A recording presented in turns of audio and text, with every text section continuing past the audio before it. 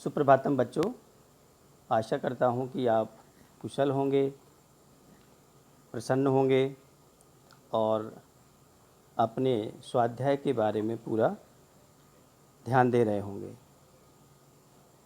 जैसा कि आपको पता है कि मैं काव्यखंड में परशुराम लक्ष्मण संवाद प्रकरण को लेकर के चल रहा हूँ, तो उसी पाठ का ये जो चौपाइयों का संग्रह है, ये 5वां खंड है, जो इस प्रकार से है।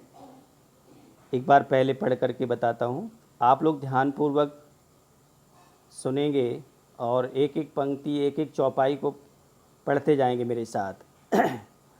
तुम तो काल हाँ कुजन लावा, बार बार मुँह लाग बुलावा, सुनत लखन के बचन कठोरा, परस सुधार धर्म कर घोरा, अब जन देय दोष मोह लोगु, कटुवादी बालक बध जोगु, बालक बिलोक बहुत मैं बाँचा, अब यहु मारन हार भा साँचा, कौशिक कहा क्षमहु अपराधु, बाल दोष गुण गुणहि न साधु, खर कुठार मैं अकुरन कोही, आगे अपराधी गुरु द्रोही, उत्तर देत छोड़ऊँ बिनु मारे, केवल कौशिक सील तुम्हारे, ना तो यह काट कुठार कठोरे, गुरहि उरन होत्यों श्रम थोरे, गादिशूनु कह हृदय हंसी, मुनहि हरियरे सूझ, ऐमै खांडना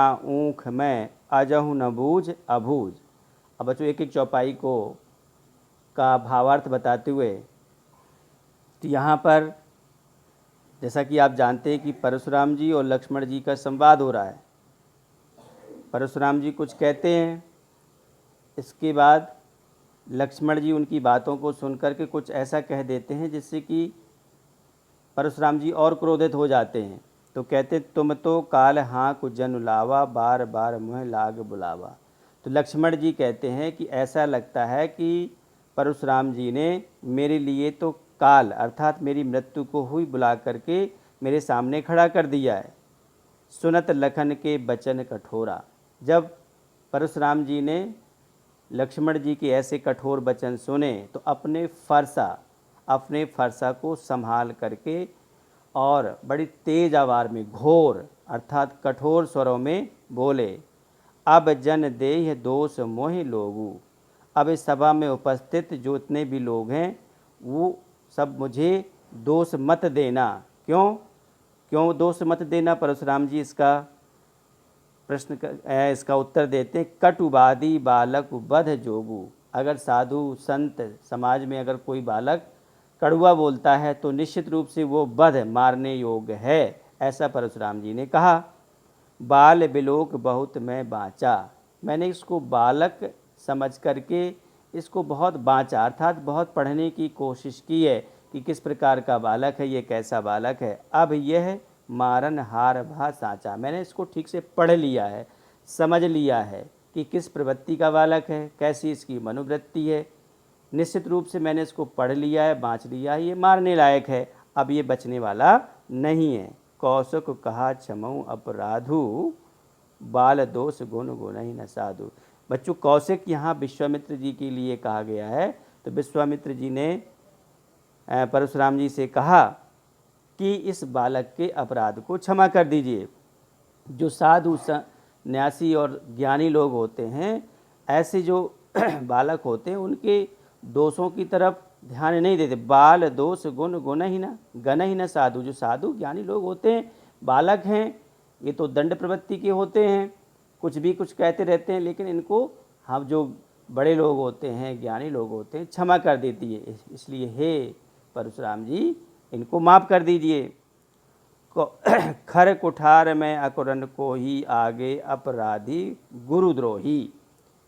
कह रहे कि फिर परशुराम जी कहते हैं कि देख रहे हो मेरे ये तेज धार वाला जो फरसा है और मुझे क्रोध भी बहुत आता है। अकुरन को ही, मुझे क्रोध भी आता है, और जैसा पता है सबको कि मैं क्षत्रिय कुल का बहुत बड़ा शत्रु हूँ, तो जो मुझे पता है कि ये राजा का बेटा है, तो मेरे गुरु का शत्रु है, तो मैं क्यों ना इसको मारूं। उत्तर देत छोड़ो बिनु मारे, केवल कौशिक शील तुम्हारे। मेरे ये प्रश्नों का बार बार बहुत उत्तर दे रहे हैं, मेरी बातों का बहुत काट छाँट कर रहे हैं, तर्क वितर्क कर रहे हैं। अगर मैं इसको माफ़ कर रहा हूँ, छोड़ रहा हूँ, तो हे विश्वामित्र जी, केवल तुम्हारी ही अनुकंपा, तुम्हारी ही कृपा से मैं इस बालक को छोड़ रहा हूँ। ना अगर ऐसा ना होता, अगर आपकी कृपा ना होती तो मैं क्या करता। ना तो यही काट कुठार कठोरे, नहीं तो मैं इस अपने मजबूत ताकत इस फरसे से मार करके थोड़ी ही श्रम में, थोड़ी ही परिश्रम से अपने गुरु के ऋण से ऋण हो जाता, अपने गुरु का ऋण मैं चुका देता। ये सुनकर के विश्वामित्र जी हल्के मन ही मन मुस्कुराते हैं और कहते हैं, क्या कहते हैं बच्चों सुनिए। गादि सून कह हृदय हंसी। यहाँ पर गादि सून विश्वामित्र जी के लिए आया है।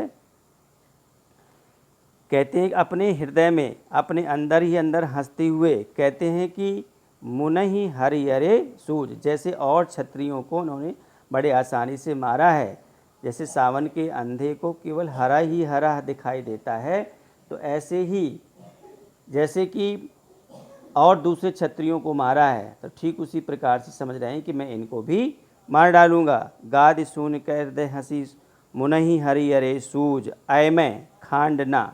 अब यहाँ पर कहते ऐ मैं, ये जो बालक हैं ये इतने कमज़ोर और नाजुक नहीं हैं, ये ऐ मैं हैं। जैसे अयस्क होता है, जो धातु होता है, लोहा होता है, कितना कठोर होता है, तो ये ऐ मैं हैं, ये लोहे के समान है, कठोर हैं, फौलाद हैं की तरह कठोर हैं। खांड ना, ये गुड़ की तरह नहीं है कि ऐसे मसल दो तो जिससे कि वो चकनाचूर हो जाएं।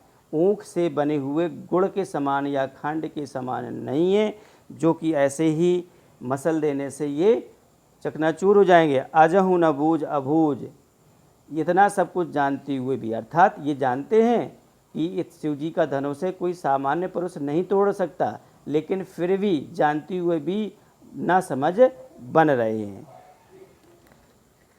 इसमें बच्चों काल हाँक जनुलाभा में उत्प्रेक्षा अलंकार है। जनु जानो मनु मानो, बार बार में पुनरोक्ति प्रकाश अलंकार है।